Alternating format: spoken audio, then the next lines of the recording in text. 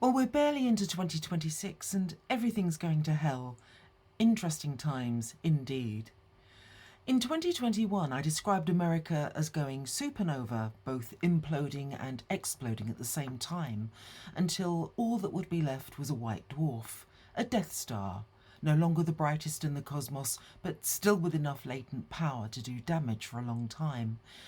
I summed up the metaphor in the final part of my three-body problem review, written in June 2024, in which I saw our own three-body problem in real-life politics. Kindly allow me to run with my astro-political metaphor.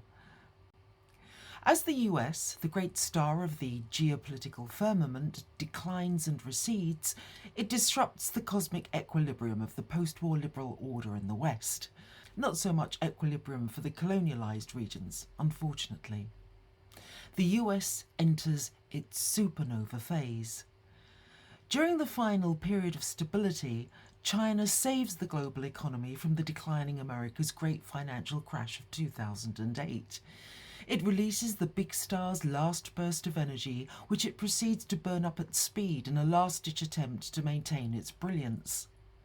Meanwhile, Europe is drawing towards China under its huge gravitational pull of 1.4 billion human beings, vast production, economies of scale, and rapidly advancing technology. Lighter elements in the US, whose outgoing energy counters the star's own gravity, begin to burn out and fuse to create heavier elements. These deep state elements need to either drag Europe back into its orbit or nix it altogether. We all remember F the EU. Oh, that'll be Victoria Newland.